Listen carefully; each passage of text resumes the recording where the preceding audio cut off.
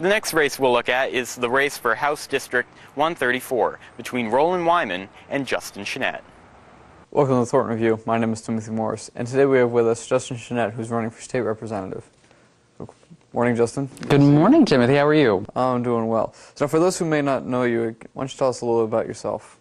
Oh, great. Well, I've been actually a journalist for past about 7 years, including right here at Thornton Academy on TATV, interviewing politicians on both sides of the aisle, both Democrats and Republicans, holding them accountable for their actions and inactions, which really where I started everything right here. And then that kind of transitioned into working at WPXT and WPME's Youth in Politics, hosting and moderating that program for about 4 years, and culminating my experience there to moderating the first televised gubernatorial debate back in 2010 with all 5 candidates on the stage. I've also had a hand in state government work, being appointed by Governor John Baldacci to the Maine State Board of Education, getting to travel all around the state, basically being able to see what works and what doesn't work in our education system, and representing over 200,000 students and teachers from all across the state when formulating educational policy.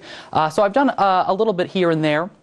But I think kind of my combination of both my journalism work and my government work at the both local level, working at City Hall as an intern, and on the state level, I think have better prepared me to take on this role.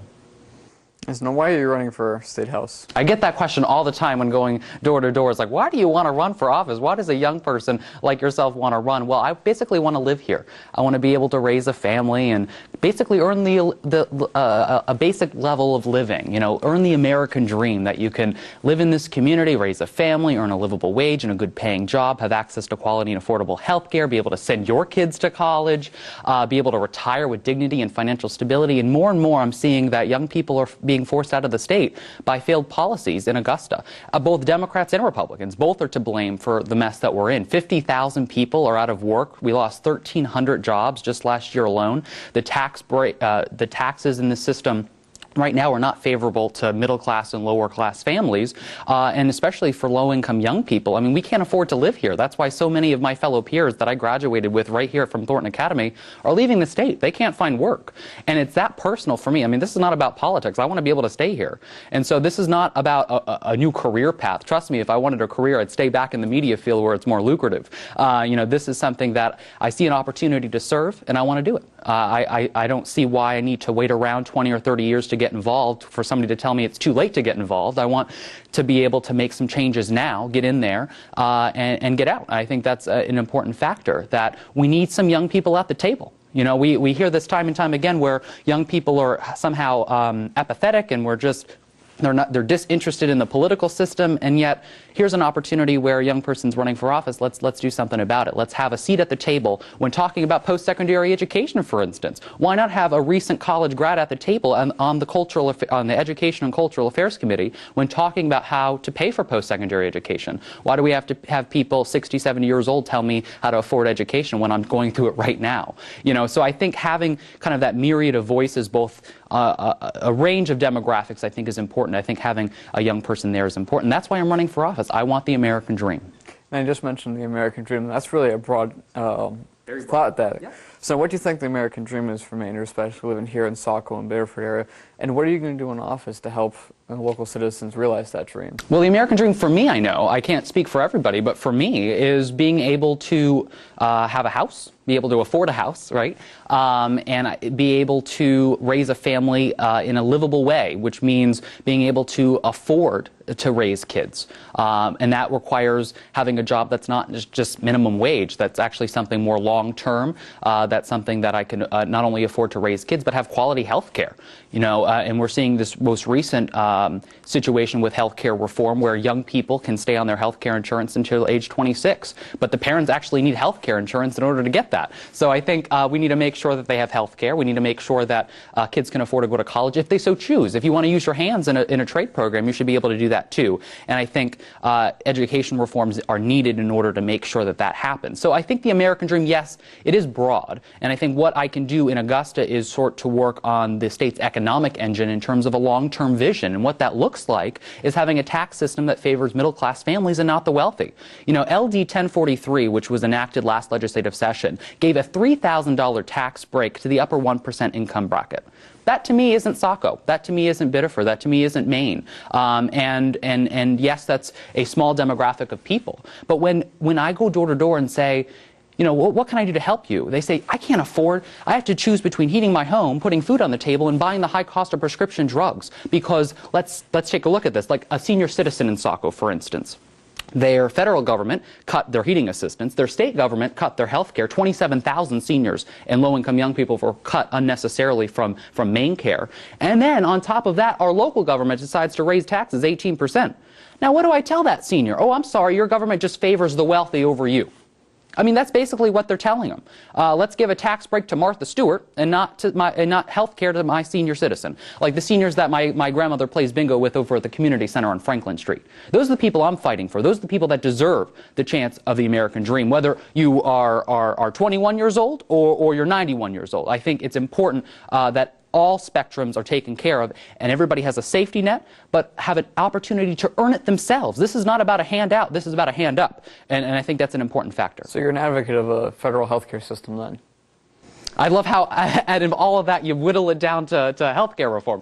Not the fact that we need to make sure that the wealthy people don't have continued tax breaks. But I'm in favor of making sure that seniors have main care.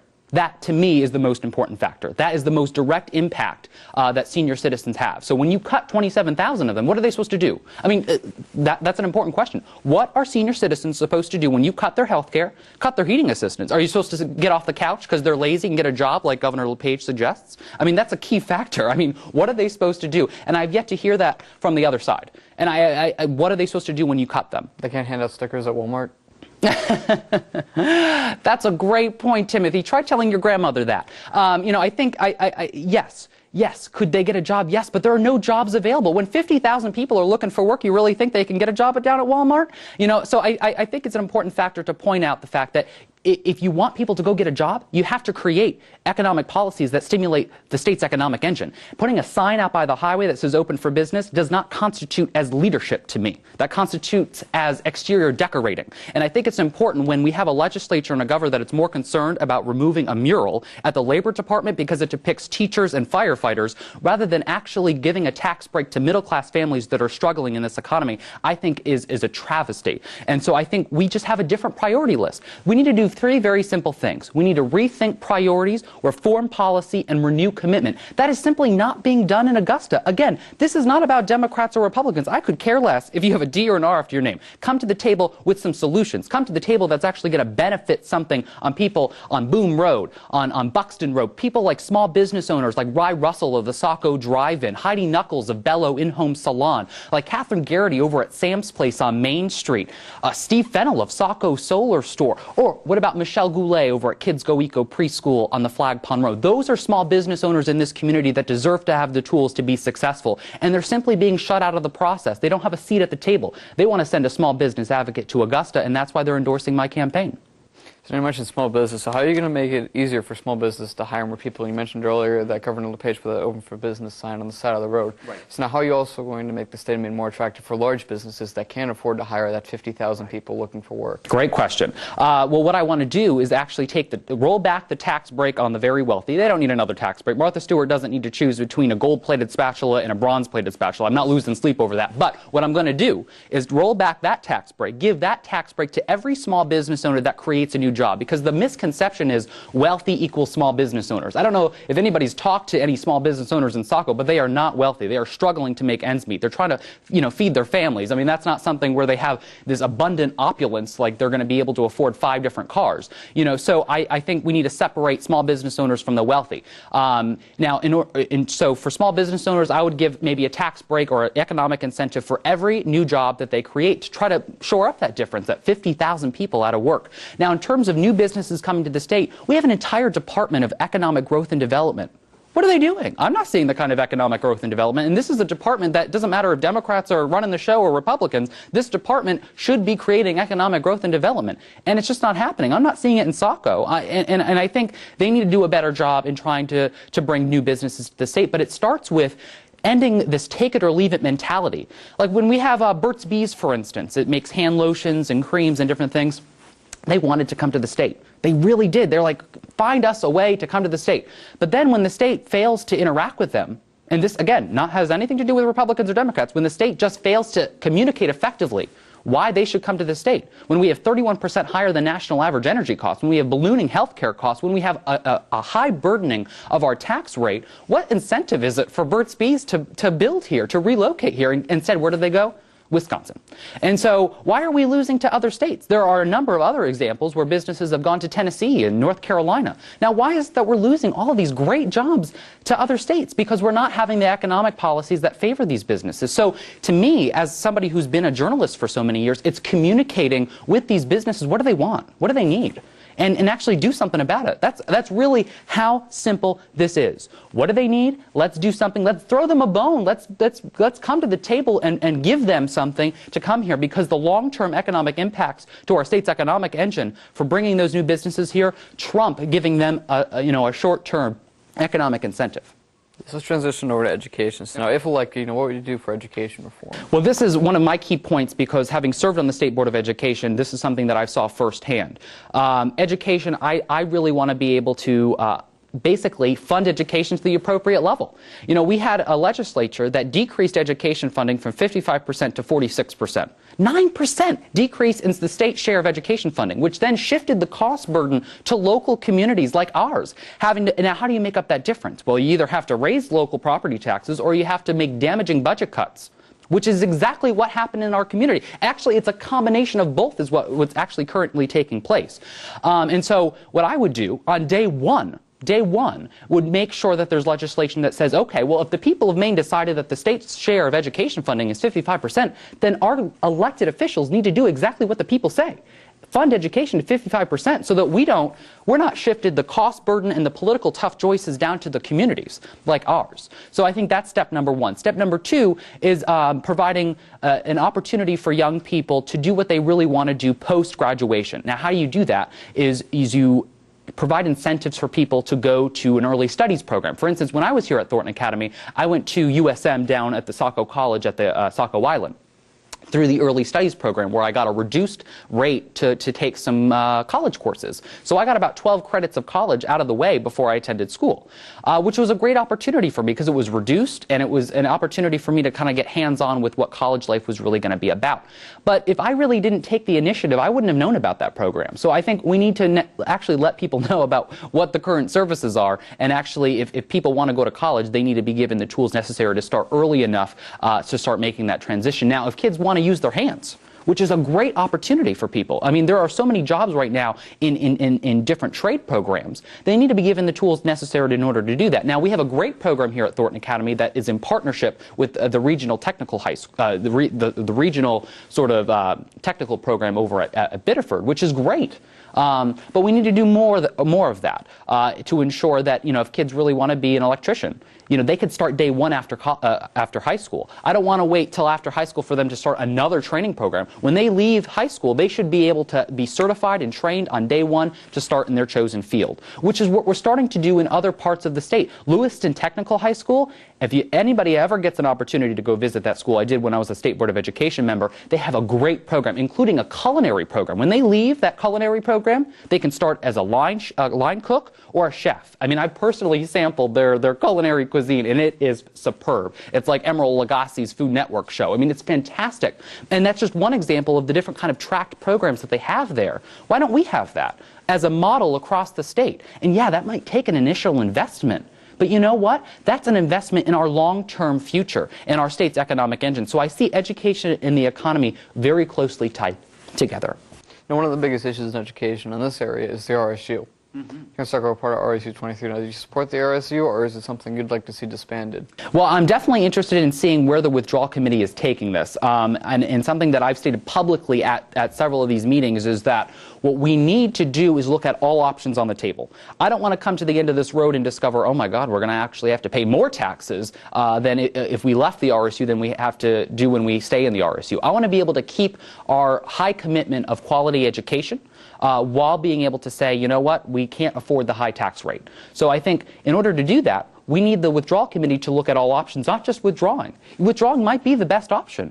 It might be, but we don't know until we get the facts. And so, as a journalist, I'm big into facts. I'm not big into political rhetoric. I'm not big into grandstanding. I'm big into what are the facts, where does it lead us, what are the potential solutions moving forward. So if the withdrawal committee at the end of this road decides, hey, look, the best option is withdrawing because this is what it's going to do to our tax rate. It's going to decrease it this much. And you know what? We're going to be able to keep this level of teachers, this level of economic, educational excellence, then great, let's withdraw. But we have to look at all options.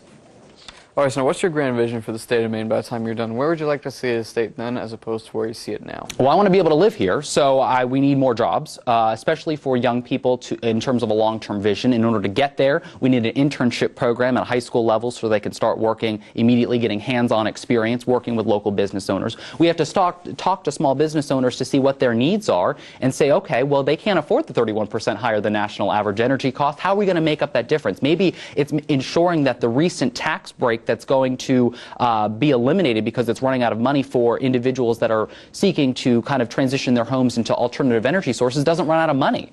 And so that, to me, helps the long-term vision of trying to end our reliance on fossil fuels. And so I think that's a step in the right direction, maybe investing in offshore wind. I think it gets into a little murky territory when you talk about wind power in the mountains, especially for people that it wrecks their scenic view.